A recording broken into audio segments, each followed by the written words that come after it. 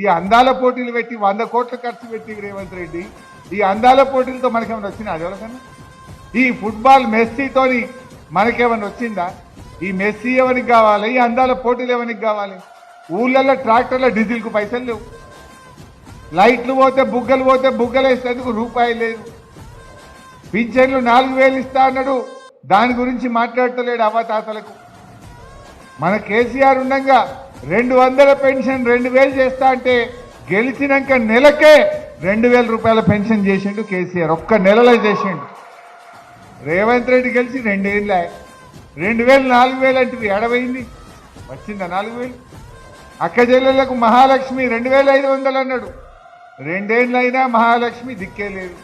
మహాలక్ష్మి రాదు, 4000 పింఛన్ రాదు, అన్ని మోసం. 2 లక్షల ఉద్యోగాలని పిల్లల్ని మోసం చేసిండు. ఇక పైకేమో అంత అర్థమైపోయింది ఆయనకు. అంతా ఇప్పుడు ఏంటంటే డబ్బా ప్రచారం, రైజింగ్ సీఎం అంటుండు. ఈయన రైజింగ్ సీఎం కాదు, ఫ్లయింగ్ సీఎం 61 సార్లు ఢిల్లీ పోయిండు. రైజింగ్ ఏం లేదు, అంతా ఫ్లయింగే, ఉత్త మాటలు.